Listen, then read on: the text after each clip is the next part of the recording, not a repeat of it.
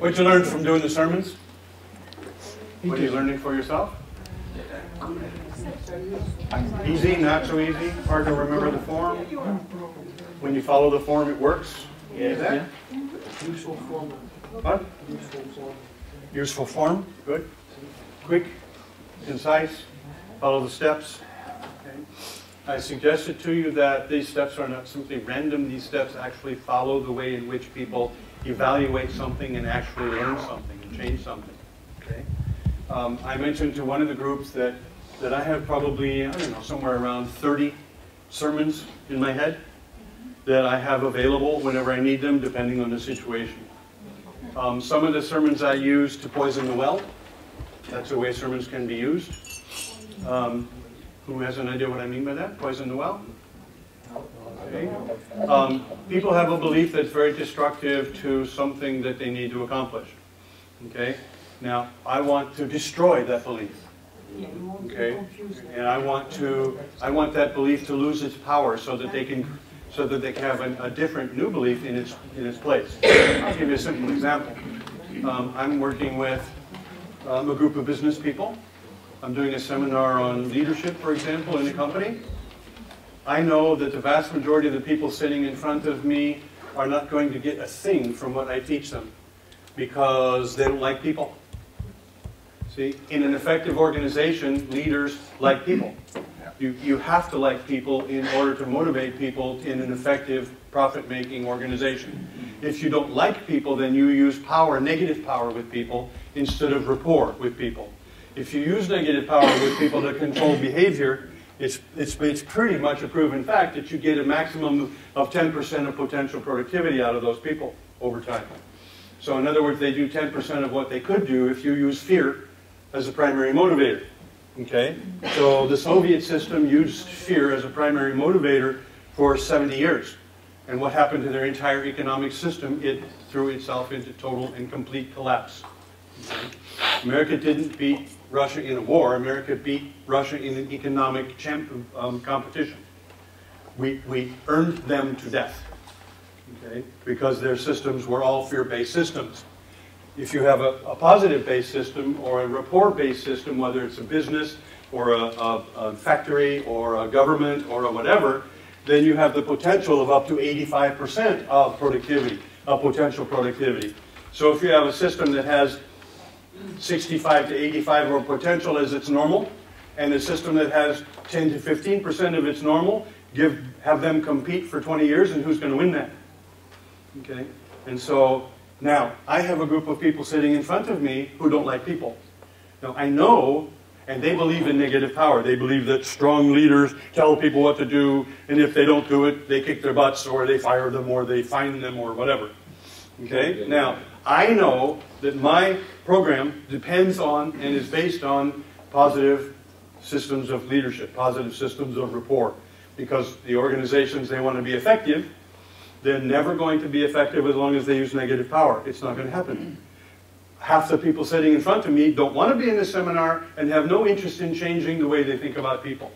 They think people are stupid, they think people are bad, and they think people must be driven like animals to do work.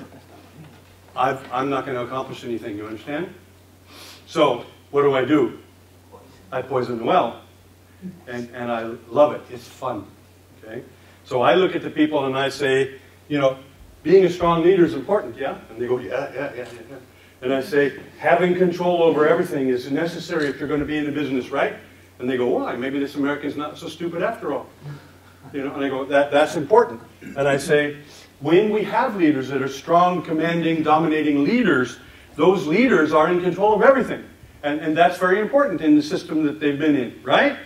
And they all go, yeah, right, yeah. And I said, now, one of the things that's really sad to me is that the woman who cleans the toilets knows more about what's going on in the company than they do. And they go, what? And I said, yeah, because everybody lies to them. Everybody plays them. Everybody maneuvers them by only giving them certain amounts of the truth. And the sad thing to me is people look at them to their face and tell them, yes, sir. And as soon as they walk by, they laugh at them behind their back. And I said, that's sad to me. And they know it. Now, the fact is, they do know it. And that does happen. Oh, yeah. Okay? It happens constantly. And they must lie to themselves all day long, every day, and ignore the little subtle things that they see that tell them that. So what do? I set them up, and then, and I hit them with the worst possible thing that they can imagine, their pride. Because what do I know? They are proud of being strong. They are proud of... Now, I just said in front of everybody that they are the laughing stock of the company. And everybody uses them like a stupid cow. Now, what do you think happens inside of them when they hear that? Okay? Now, they're sure I'm a stupid American, and they're sure that I'm wrong. But they know I'm not wrong. What do you think their evening is like? Do you think they sleep? What do you think? Because they know that every single person that they trust is playing them. You see, if you want the cow to do what you want it to do, you just feed it the right thing. You just feed it half of the truth. Now, you can't tell it the whole truth, because you can't tell the cow anything bad, because the cow will shoot you. So you only tell the cow enough to get the cow to do what you want it to do. And then you laugh like hell the rest of the time about how stupid the cow is. And I say, you know, those guys that are real strong, they're the cow. And everybody laughs at them. You know? They're not happy when I say that. And I say, that's why I'm glad that you guys, you know better than that, don't you? Don't you? And they're like, what are they going to say? They just got done saying, yeah, yeah, yeah, yeah. You're a jerk, aren't you? Poisoning the well. I like it. They come back the next day. They are different. Yeah.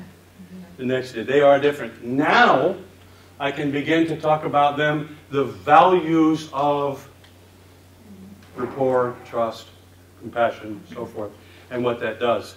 And what that does to organizations, what that does to business, and so forth. So I give them a sermon,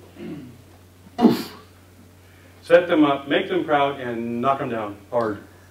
You know, now I do that. I like that, because basically I'm a terrible person. So that's fun for me. And I also know that if I don't do that, the company is paying me money for nothing. Because if I can't change that belief, everything that I try to do in that organization will be sabotaged by those guys. They are obligated to kill anything that I build in order to continue the lie. You understand? To continue their power, their control. So I don't break that belief, I accomplish nothing. Okay? So you can use sermons to destroy beliefs just as much as you can use sermons to create beliefs. Okay? It depends on your kicker. And when I look at them, you hear the kicker? I look at them and say, and you're the cow that everybody laughs at. You know? You think they don't hear that phrase 5,000 times in the next day or two? They do. I'm the cow. I'm the cow. I'm the cow that people laugh at. Ah! It's very, very hard on them. I've seen guys quit and finish their career. Because what do they know? And they come to me sometimes and they say to me, you're absolutely right. You're absolutely right. I got it. I understand. And I'm not willing to start my life over again. I've worked in this system my entire life. I don't want to play a new game. And I am damaging to my company, and I understand that for the first time. So I'm done. Let's let the young people come in here and run this. Interesting? So I've seen them walk. And because they know that they can't do it different. I think that's, I don't know about you, I think that's a beautiful awareness. And I think that's an incredibly powerful, positive thing for them to do. Move over and say, I don't want to learn a new game, I don't know how. But my game is killing what we're doing. I'm out of here. Cool. Yeah? It's great. I like that. And I'm proud of those guys. I've had a lot of those guys not like me much, because I work in a system where most of the companies are negative power-based companies, right? Okay, so I work in a lot of those companies with a lot of those people. A lot of them ex-soldiers, by the way, which makes it even better, which makes it even more fun. Because they respect me as a soldier, right? And they believe me as a soldier, right? And then I knock them down hard, and then smile at them and pick them up. And we become friends. And they change. Some of my best companies and best leaders in that market are led by ex-soldiers who went through personal hell with me to change and to become positive, effective leaders. And I'm really proud of them. For them, that's very, very difficult. If you spent 60 years doing it one way, and then some jerk tells you you've been wrong for 60 years, you've got to do it the other way. Not so simple. That's one of the difficulties we have, by the way, in NLP, when we're fighting against the established systems, like Gestalt and so forth. Imagine if I've spent 15 years training and learning to be a Gestaltist, and some hotshot super stud walks up to me and says, well, I can teach people to do what you do in a day. In fact, better than you in a day. What do you think goes on in them? I spent 15 years learning the nuances of this system, and you're going to tell me I just wasted those 15 years and I could learn the same thing in 2 days? And I'm supposed to say, great, whoopee, goody, that's fine, I think that's great? No. No, you're wrong. For me to say you're right, I have to say I spent 15 years for nothing. And so when we get in NLP, we get frustrated with academics and long-term Gestaltists and long-term transactional analysis guys and so forth, because they won't accept what we have to offer. Guys, come on. Understand what you're asking. Understand what you're proposing. You're proposing that their life just got thrown away. And you expect them to say thank you? You understand? You know, understand what you're doing. Understand what you're proposing. Understand what you're presenting. You know, a little pacing and leading might help out here. You understand? Everybody understand what I'm telling you right now? Of course I understand. You can't go tell somebody that their life is a waste and expect them to say thank you. They're not going to. So when they argue with you and they defend and so forth, appreciate them. Let them have some time to kind of sit with that and go, Jesus Christ, did I just throw away 15 years when these hotshots have figured out how to be better than me and they can teach other people to do it in a week? How do you accept that? How do you say, oh, okay, great, thank you? Not so easy. We need to understand what we're proposing and have some empathy about that and have some understanding. Give them some time. They'll come around. Pacing and leading.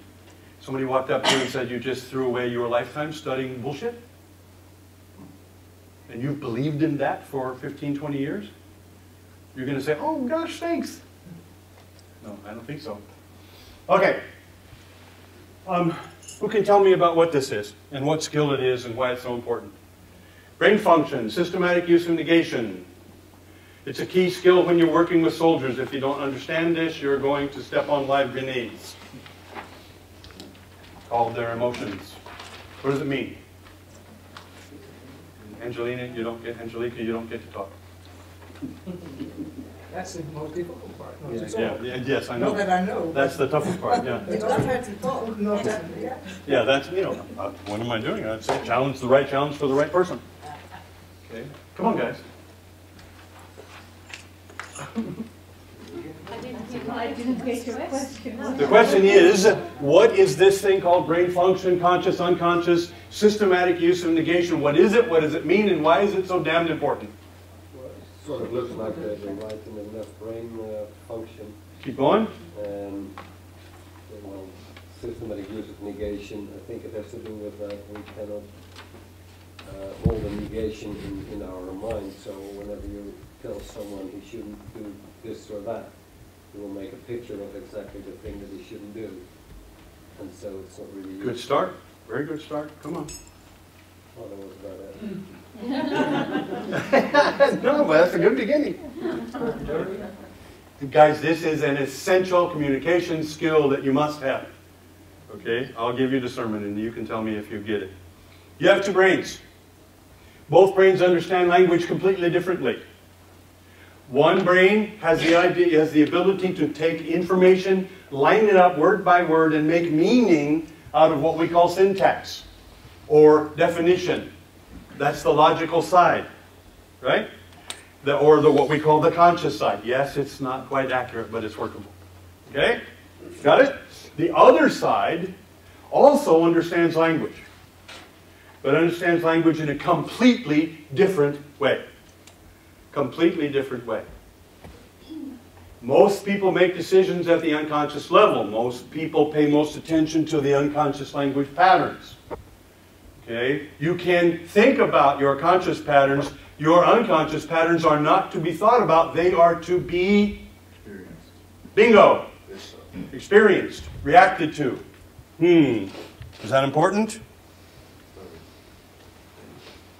When you work with soldiers, you are working with people who are very reactive to communication. If you want to work with a soldier and you want to communicate with them, they don't give a damn about your logic. I'm sorry, they don't care if you're clever or intelligent or smart. Your language needs to have value to them, needs to have meaning to them. It has to give them direction. It has to give them support. It has to give them value. So they don't care how many fancy words you use. You must be able to access in them their resources, their value, their pride, their options, their choices, their wisdom, their futures. You must be able to access that resource in them, those resources in them. What does that mean? At the unconscious level, words are not words. They're not symbols. They don't have definitions. At the unconscious level, words are accessors. What does that mean? You have a warehouse of all your experiences and your history in your head. And as humans, we do this really interesting thing. We categorize our memories. And we give our memories names. Happy. Angry. Sad. Frustrated. Aggressive. Calm. Comfortable. You see, at the unconscious level, those are not words. Those are keys to your history. So if you hear the word happy at the unconscious level, there's a little person in there, right, who's waiting by the warehouse, and he says, and he hears you say happy, and you go, oh yes sir. You run over. He runs over to the happy door, opens the happy door, and goes, here you go, and gives you all the happies you've had in your lifetime for a moment, as a feeling, as a resource, as an idea, as a thought. He gives you your experiences. He gives you your history. The interesting question becomes, what history? You see, one of the ways to talk about a human being and how a human being processes information is that a human being constantly mistakes the past for the present. That's what being a human being is. Constantly mistaking the past for the present. I don't know what to do. You don't know how to get through that door unless you mistake the past for the present. Do you understand? Because if you have no concept of how to get through that door, if you have no history of a door, that's not a door. That's a wall. You can't go through that wall, you can't go through that wall, and you can't go through that wall. Well, wait a minute. I've been through doors before. Okay? That's a door. Okay, how do I know? Because it looks like other doors. So I go to my history and I go, okay, knobs. Just kind of. There it is. Kunk, kunk. Okay. Now I know not only is that a door, but I know it's my kind of knob.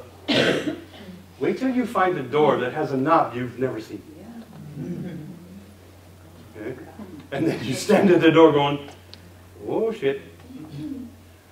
Have you ever done that? You come to a door and there's no knob? Yeah. Just a fingerprint thing. Yeah, or a fingerprint. Oh, my favorite. I go to this guy's house and there's a big wood wall Yeah. where the door's supposed to be. Big wall. And I'm going, shit, how do I get in? So I figure, well, it's got to be cameras or something because there's no buttons, no knobs, no thumbs, no nothing. Wall. Huge. And I go, sidewalk leads right here. Doesn't lead anyplace else. You know, and I'm going, what the hell? So I look, camera, no camera. I yell, hey! Nobody comes, right? And I'm going, shit, and knock on it. It's so solid, it hurts. You know, it doesn't go clunk, clunk, clunk. It go.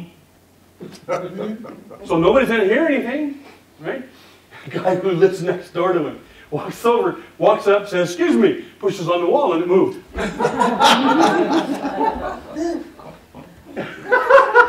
The whole damn wall moved. You know? And he walks in. I go, wait. You know, I figured, what, he had a handprint or something. No, you push on the wall, it opens. You know? Right? So, it gets worse after that. This guy's house was weird. Okay? So, what's the point here? We mistake the past for the present all day long, every day, by taking symbols, things that we know, giving them to the guy who has the warehouse, and saying, give me that stuff. Okay, now, if you want to learn and grow, what kind of stuff should you take out of the warehouse? Good stuff. Hmm? Good stuff. Good stuff. Memories of learning, memories of talent, memories of accomplishment, right? Okay, well, don't worry. What comes out of the warehouse? Worry. Okay, don't feel bad. You won't make a fool of yourself. This is somebody helping you. Yeah, don't get upset. You hear the keys? Imagine if you walk up to somebody and you're going to talk to them and you say, hi, how you doing? And they go, okay, fine. You say, stupid. Crazy. Sick. Bad. Worry. Stupid, sick, worry. Idiot. Fool. You. Stupid. Bad. Okay? Guys, that is exactly what you are doing now. Take all the other garbage out and look at the embedded commands. Look at the accessors. You want to be scared about something? Very, very easy. Take 1 minute sample of your language in a conversation, tape it, transcribe it, underline all the accessors, and then just read the accessors. Because that's the conversation you're actually having. That one. Do that with a soldier. Scared, afraid, panic, bad, stupid, lost, sick, crazy, bad, problem, bad, sick, nuts, big, strong, bad, sick, nuts, crazy, worry, fail, divorce. And that's the conversation you're having. Around that, it sounds different. Now, guys, what I don't want you to do is make it sure that when you're in that situation with those people, you don't get mad and you don't feel stupid. Because it's important that you don't fail when you get this new job working for these people who really hate you, and you can't hate them back. You have to make sure that you don't get angry or furious or sick, or you don't punch them now. Whatever you do, be careful. Don't punch them in the face. Okay? And I'm helping.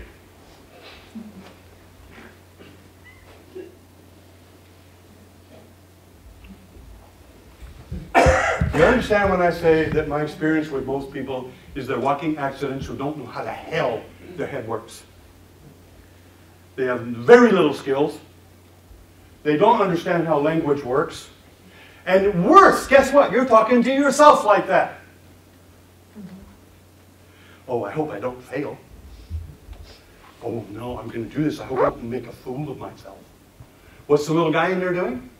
Fail. 10 times as worse. Fool. 10 times as worse. Yes. Yes. Stupid.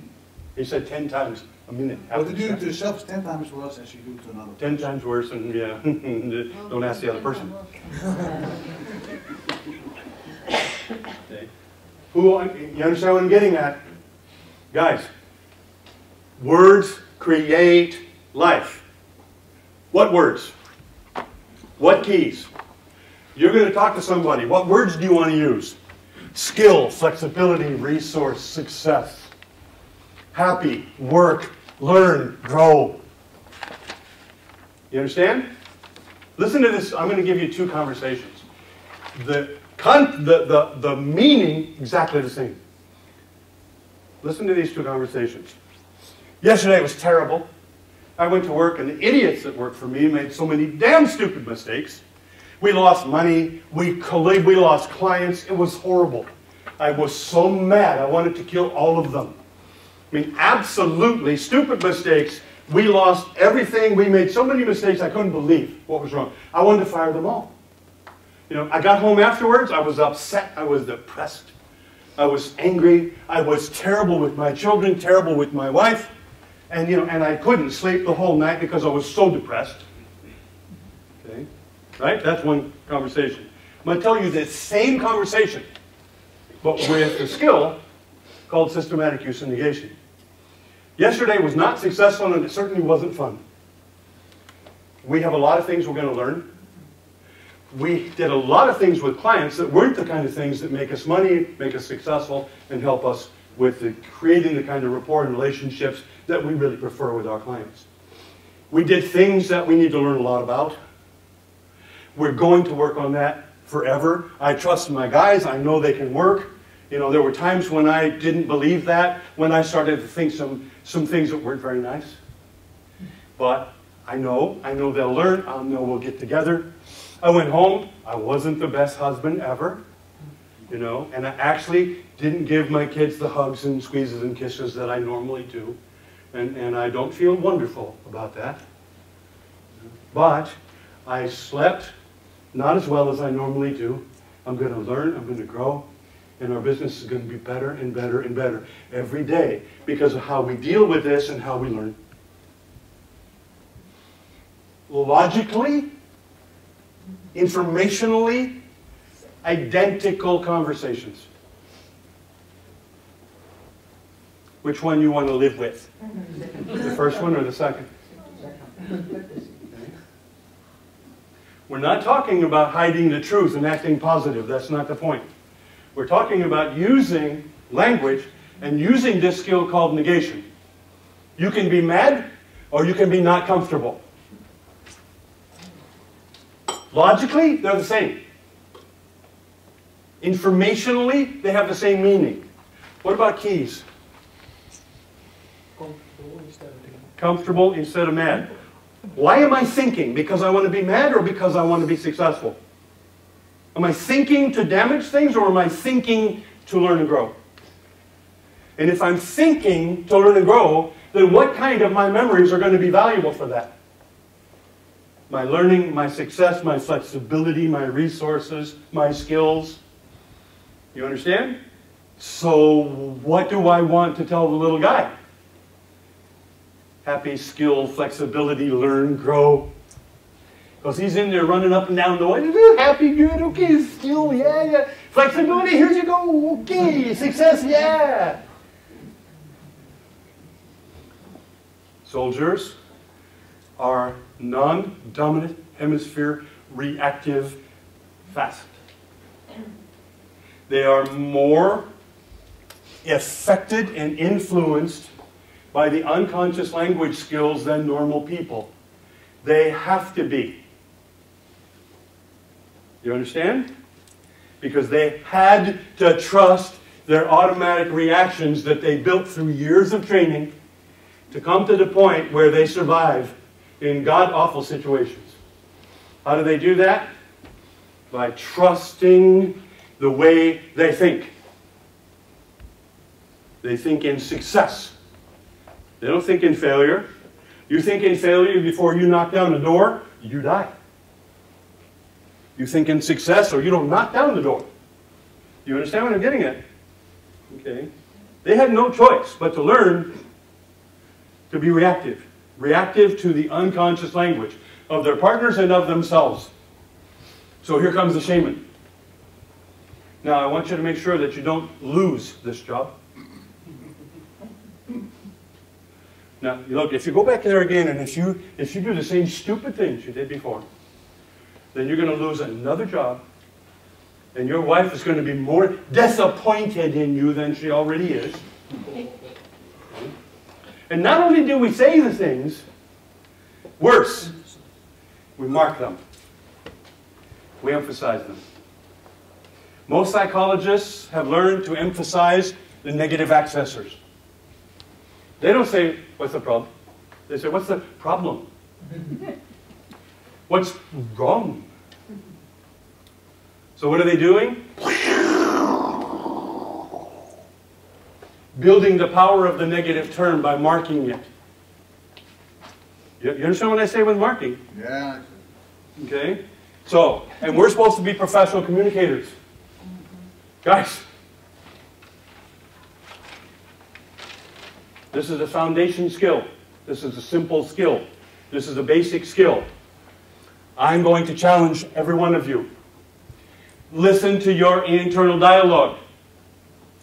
Become aware of when you are using negative accessors in your internal dialogue. And do it soon.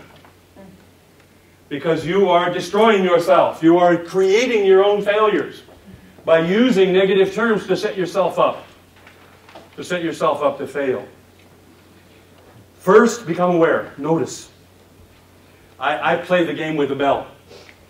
When I was first learning to do this, every time I would hear a negative term, I'd say, bing, bing, until I realized I was spending the whole day saying bing, bing, bing, bing, bing, bing, bing, bing, bing. Bing, bing, bing, bing. Jesus Christ, I can't talk, bing, bing. Pusick, what's the matter with you, bing, bing? Pusick, shut up, bing, bing. You understand? I'm going, ah, bing, bing. You know? God, I'm stupid, bing, bing, bing. I'm never going to learn it, never, bing, bing. Now, once you start to get sick of your bing, bings, then it gets more fun because you take the antidote. So if you hear the word tired, bing, you say, oh, not energetic. Good? Not excited. You know, I'm tired, not energetic. Bing. Whoa, yes. So, at minimum, you undo the damage of the negative term as fast as possible. Does this make sense? Yes. You understand? Take the antidote. And then a wonderful thing's going to happen. Okay?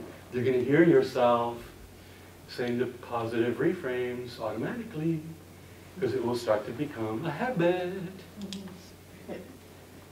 Imagine what happens when you have a habit of transforming all the negative keys into positive keys in your head. Yeah. Do you think it will change your life? It will. I know. Fun. Oh, but I have to warn you, because there's some things that are going to happen. Okay, if you do this. Okay, first, the people around you. See, when you do it in your head, what happens is you start to do it automatically with your mouth too. And the people around you are going to start to wonder. Did you dye your hair? Did you? Have you got a new friend? Did somebody give you money? Are you using drugs? My mother called me. Yeah. If they're using drugs, why? Because you're happy. Yeah. Okay. Something happened to you. Okay. Now, guys, don't tell them the truth. Okay. They're going to think you're nuts. Can you imagine? Oh, well, hell, I'm glad you asked, because actually what I'm doing is I'm using the hemisphere research that was done in the early 70s and 80s to change the accessors. I was listening to this American guy, and he told me that if you change the accessors from negative to positive, then you start to build in the resources inside of you that give you the accessing to your memories in a good way instead of a bad way. And they'll go,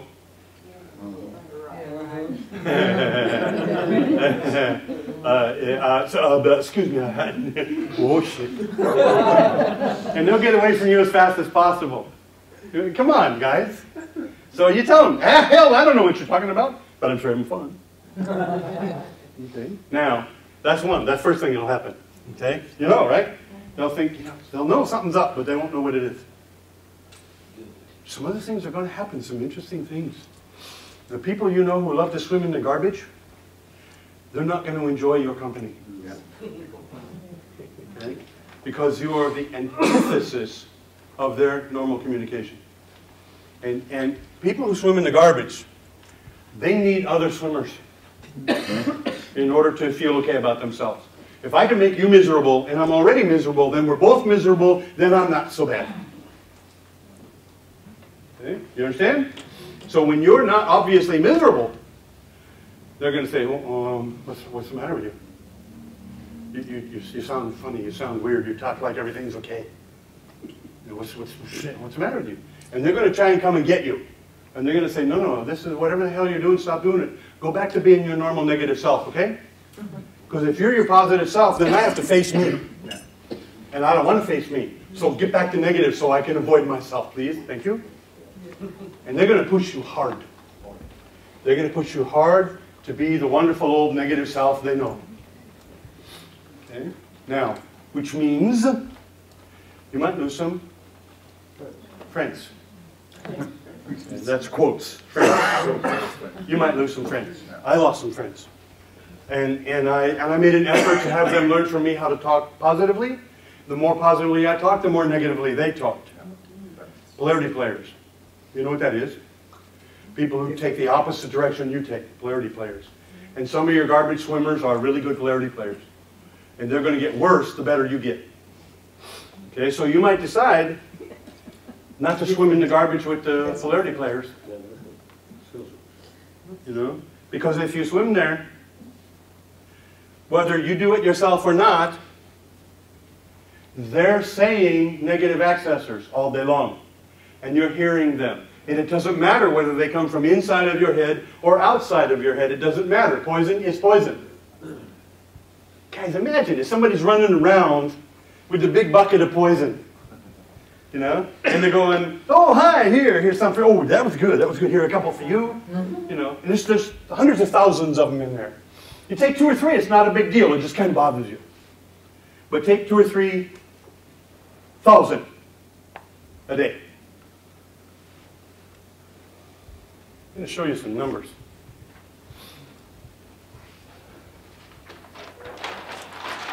Show you some numbers. When we discovered this, meaning dug it out of the archives and went, what? No way. Too simple, too obvious. Hemisphere function teaches you how language works at both hemispheres.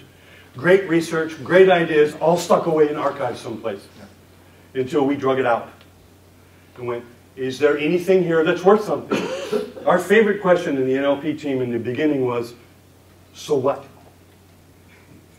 We had Chomsky come and do a lecture for us. John knows him. And he comes and does a lecture on the acquisition of the word mama in children for 2.5 hours. And John's standing behind Chomsky, and he's got a whole room full of meta monsters in Santa Cruz. And John's standing behind Chomsky going, and guess who couldn't stand it? I finally did it. No. So what? And he stood there and self-destructed. We had to put him in a sack. Right? He goes like, well, I've only been doing this for 8 years. I haven't got there yet. Excuse me. You've been doing research on this for 8 years, and you have no concept of why the hell you're bothering?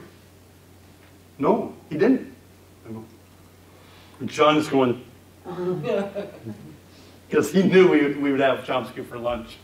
You know, he knew. And he was right. And we did. And Chomsky's daughter had Chomsky for lunch, too. That was also good. Oh, he brought a little girl. And the whole time, she's sitting in the audience, can we go? Can we go? Dad!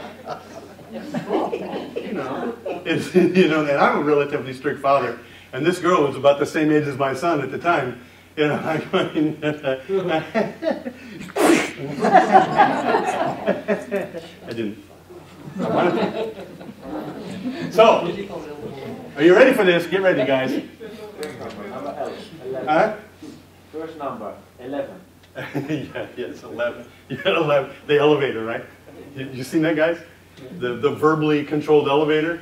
And the guys from Czechoslovakia or wherever get in the elevator and they go, 11! Yeah. And the elevator says, please speak clearly. Name the floor you wish. And this is an automated elevator. And they went, 11! 11! And pretty soon it's like, 11! And the other guy says, you got to say it like an American. And the guy goes, okay! 11, 11, 11, 11, 11. In the elevator, please speak clearly. And then pretty soon the guy's hollering, get my, you know, body parts and, you know, and the elevator says, please remain calm.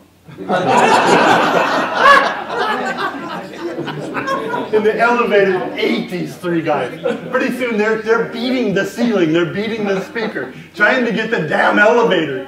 And then finally the elevator opens the door they started on and said, please exit the elevator.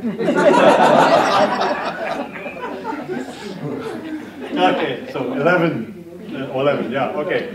Let's see if I can remember these numbers for you.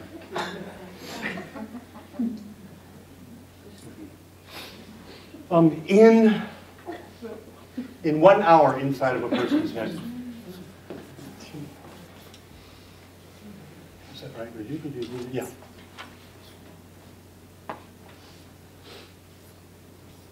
Sorry, that's wrong. That's the second version. There we go. Now I'm remembering. 250 negative accessors in 1 hour inside your head, not counting what's outside of your head, compared to 50 positive accessors. That's what we found in University of California, highly successful kids, freshmen, that's our normal guinea pigs. How did you find that? We had tape recorders in those days. We put tape recorders with headsets, and we taught the students to very, very softly be saying in the mic all day long what they would normally say in their head. Wow, man, it was tough to learn. I tried it. Most of them took about 5-6 days before they would actually remember to say in the microphone. Then once we got them to do it on a regular basis, once they learned how to do it, then we would tape it, transcribe it, and score it. And then they have to unlearn again. Yeah. Put your internal dialogue back inside. Oh, and by the way, ladies, I was shocked. Guys, ladies think about all the same terrible things we do. Ladies. Oh, and then hilarious, right? Because we had them by numbers so that we wouldn't know who they were. If I could have figured out who number 35 was, we'd be married today. Oh my God! This girl, oh. And I couldn't get through that. We made the system so we couldn't break it. We put all 40, we had 40 kids. And we put all 40 of them together, and I'm going down, okay, I've got to figure out who that is. And they didn't know their numbers, you know. And then so I'm like, oh, that's got to be her, that's got to be her. You know, and the guy said, no. You know, so what do you mean no? How do you know? You know? No, it can't be, because she's nice, I did it, you know. I never figured out who 35 was. If I could find her today, we'd still get married. If she still thinks the same. So, 1 hour. Guys, 1 hour. 1 hour. Times 3 if you add inside of your head and outside of your head. In other words, the information is coming at you from television, from other people, from other conversations, from listening, from 1 hour. How many hours in a day? How many days in a week? How many weeks in a month? How many months in a year? 13. Good. Yeah, 11. Yeah. But it's only words. Yeah, not important. You know, one negative word, who cares? It's only words. If that was food, and it was poisoned food, But a little bit only hurts a little bit, but it's cumulative. Right? You understand? And so once you have a little bit more makes it a little bit worse, and you can carry hundreds of thousands before you have a disease, before you get a divorce, are you ready? You know what these people do? They live 10 to 13 years longer than anybody else, shorter than other people who don't have this pattern. This pattern costs you 10 to 13 years, and this is normal. Oh, it does a few other things. People who have this pattern, you know what they do? They give the same pattern to at least half of their children. Exactly. Thank you. Do you understand what that means? That you're giving this legacy to at least half of your children. You're destroying the lives of half of your children. Oh, and by the way, at least 3 divorces. Oh, and there's a few other things. Twice the number of diseases. Twice the number of life catastrophes. Why? Because you're building them. Because you're creating them. Because you're poisoning yourself all day long every day. And you're allowing yourself to be a poison all around you. You know what amazed me when we studied this? Is how incredible you actually are. In that environment, we are living, loving, learning, developing. You know, human beings are incredible what you can do. Even in that crap, we create our lives, we have our experiences, we have our families, we have our... You're amazing. You're amazing. Even in that garbage, you can create a good life. 10 to 13 years shorter than it would be otherwise. But hey, you're young, who cares?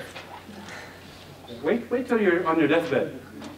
And you go, you know, shit, I could have had 10 or 12 more. Ah, doesn't matter. It's only words. So Frank, this was what you said, an average student or Yeah. a very positive student? These guys were the best in America. Okay.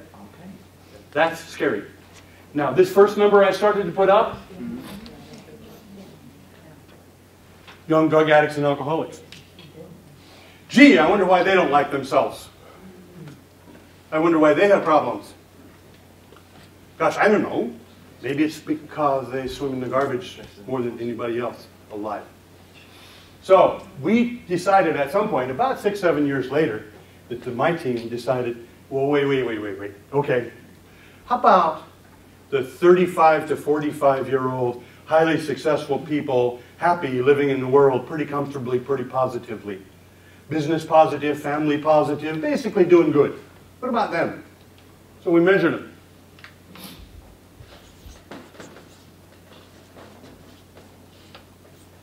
About even.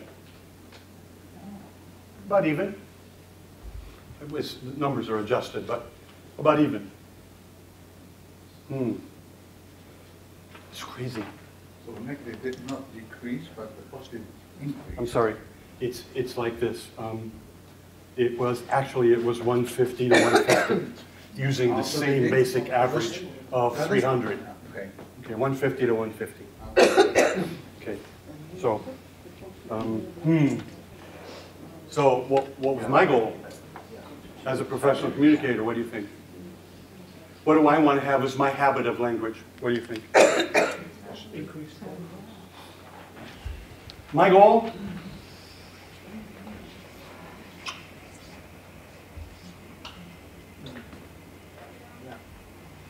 My goal? Now, honestly, I try to be better. But every once in a while, I find myself saying angry or stupid or something in the description of either somebody or of my own experience. And I didn't seem to be able to get it total. Plus, there were sometimes when the negative word is just really nice. Okay? You know, every once in a while.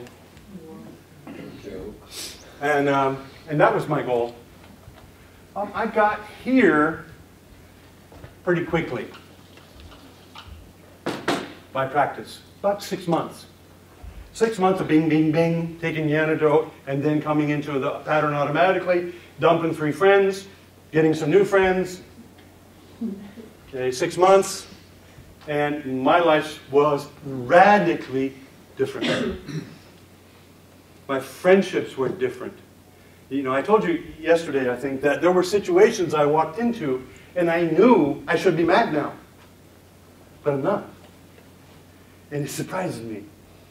I knew that I should think badly about that person, but I don't.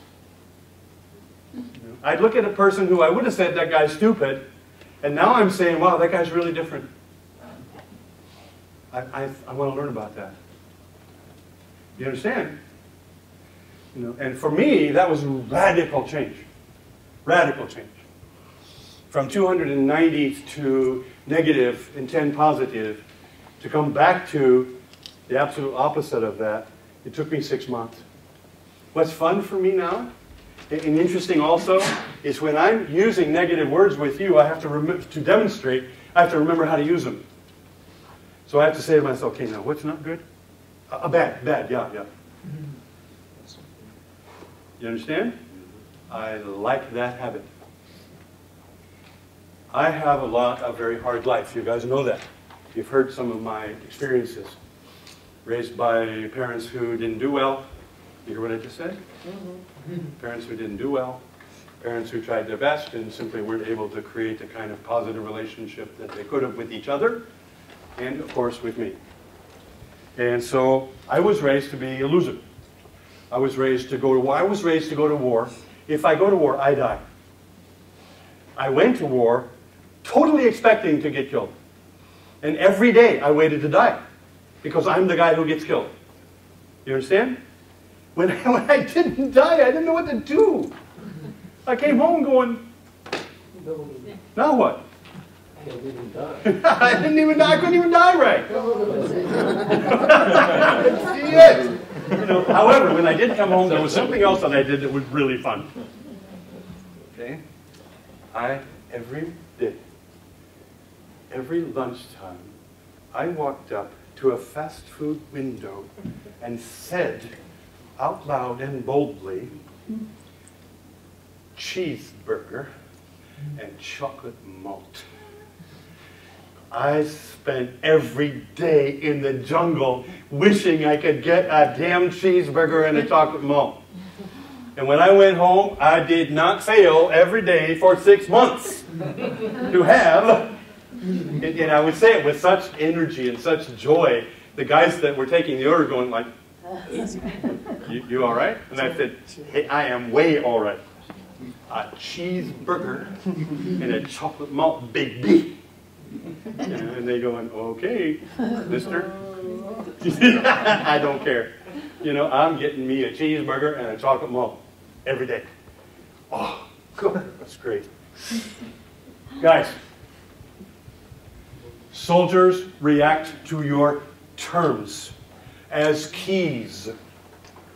The keys are more important than your definitions. You understand?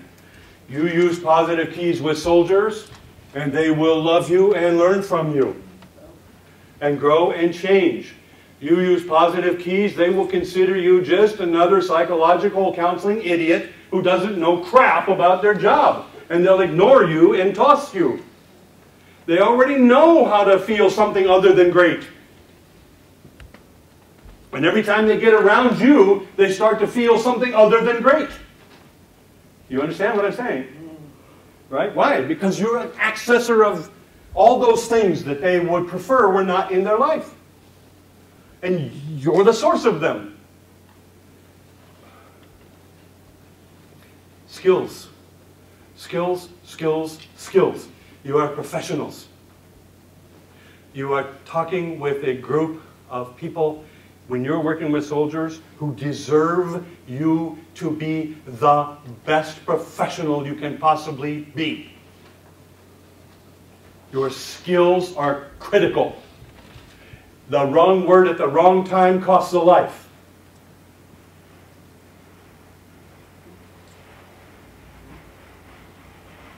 Make sure it's the right word. You learn a skill, it becomes simple. Why? Because every accessor that comes out of your mouth helps them, makes them feel better, helps them be secure. helps them gather the right resources, helps them believe in themselves, helps them grow, helps them learn, helps them take small risks so that they can be successful. Keep a job, hold a job, be happy, learn from their kids, learn from their wife, learn to love their wife again. Their wife learns to love them again. Everything works. Why? Because that's what you do. That's who you are. That's what they experience when they're around you. Systematic use of negation. Everybody got it? Okay.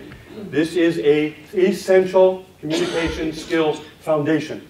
Yes? I'm wondering, is there a difference in your conversation between being positive and acting positive? Say it again.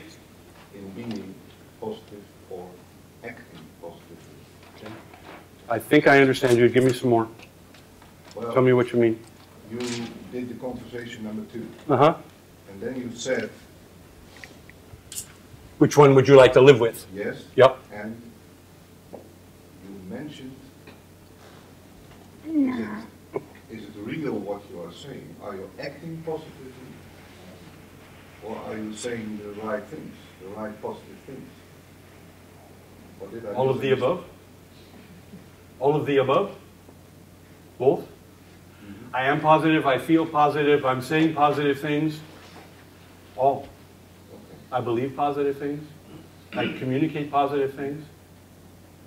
Okay. I guess for me, I kind of think of it as everything is acting. Yes. Because there's no real. Okay? So if I'm acting, am I acting good?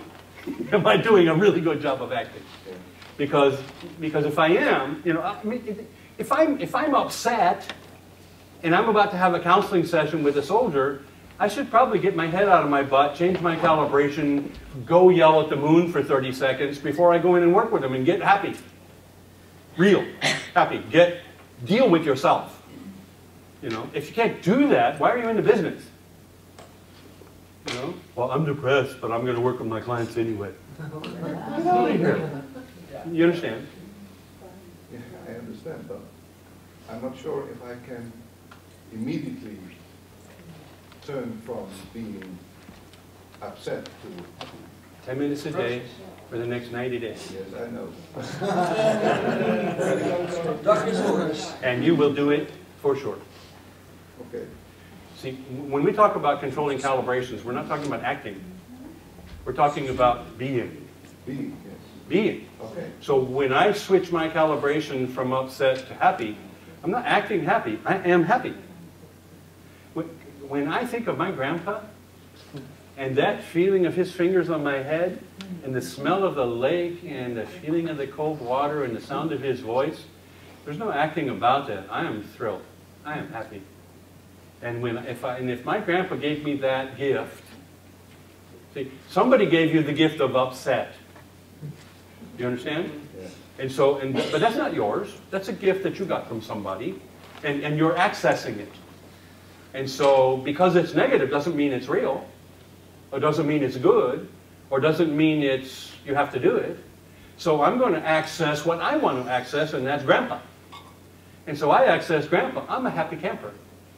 Now, can I kind of remember that 10 seconds ago I was upset? Yeah, sure. Am I upset? No way. I got Grandpa's fingers on my head. It is impossible to be upset while I have Grandpa's fingers on my head. Okay? So I practice making calm big and strong. When we talked earlier about people who have the belief that negative calibrations, that negative emotions are somehow real or strong, and positive emotions are somehow weak and temporary. Okay? But be careful of that, because there's a little bit of that in what you're saying. Okay? Now, what I do, in fact, is sometimes I even get in trouble for this. When I remember negative things, I only remember a teeny tiny small piece of it, and it almost isn't negative. You know, because I don't like swimming in the garbage, so I under-remember the negative things.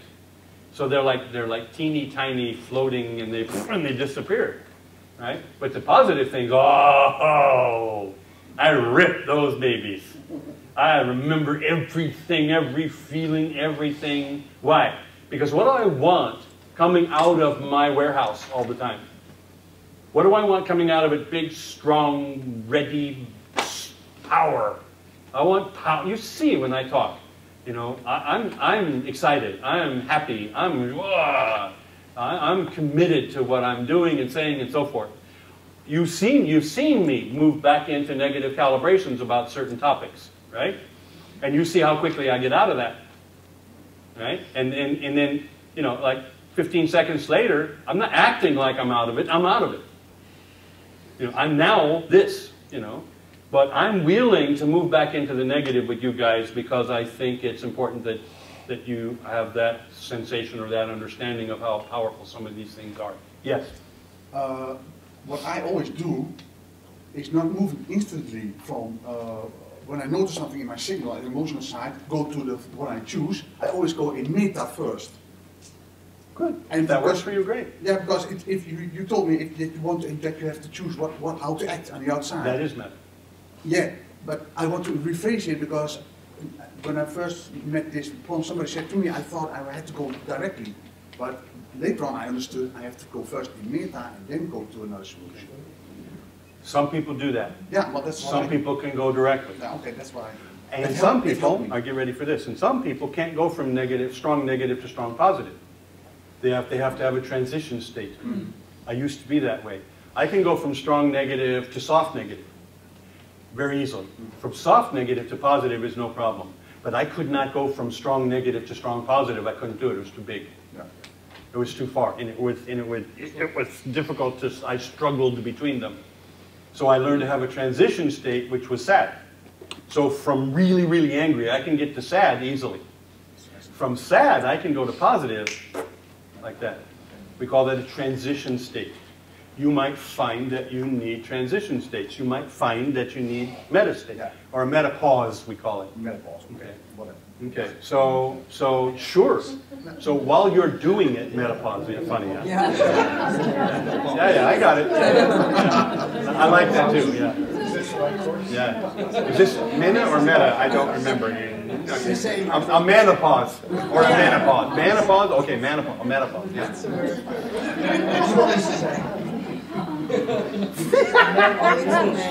I saw that calibration instantly. That's what you know.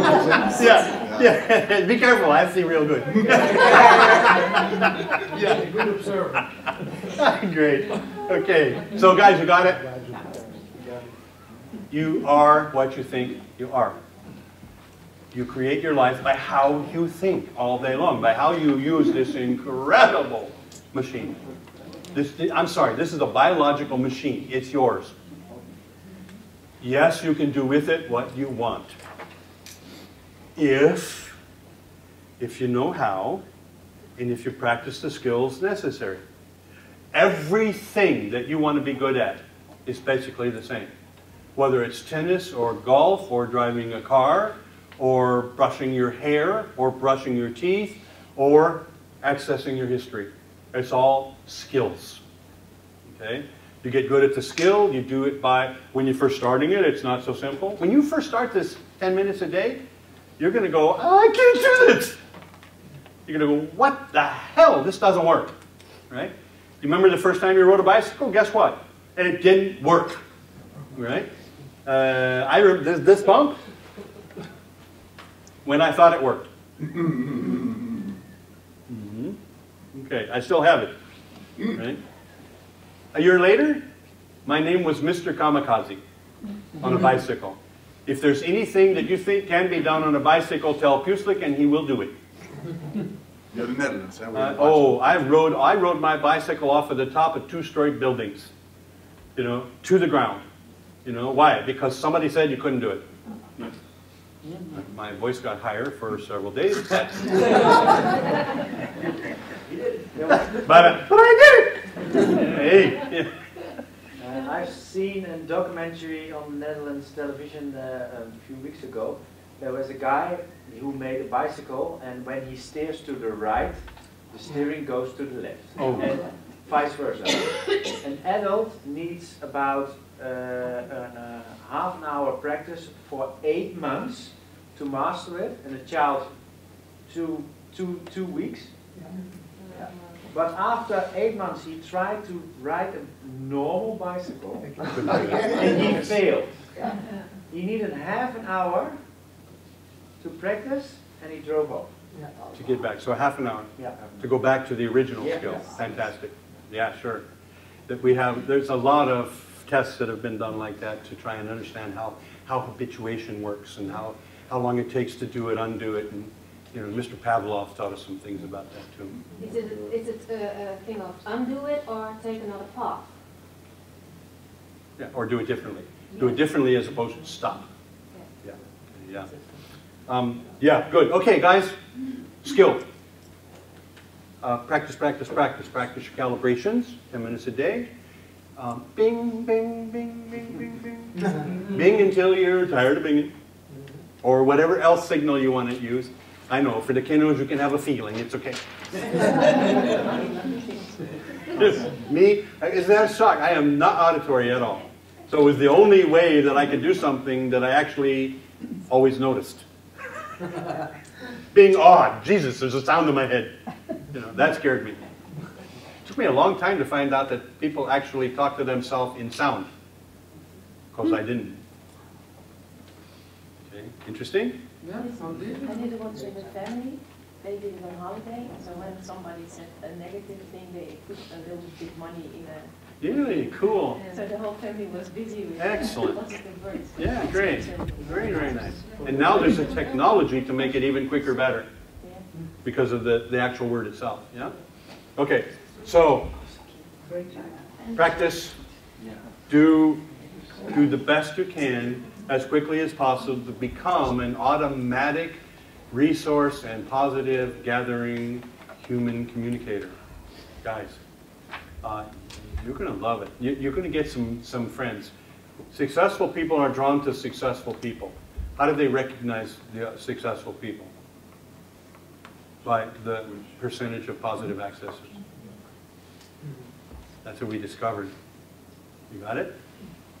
So how does one positive, successful person recognize another one? And who do they want to be with? You attract positive people. You deject, you throw away negative people. Oh, gee, sorry. Isn't that a terrible thing to have happen? Yeah? Let's take 20 minutes, and then we'll finish up. Okay? Yes. Thank you.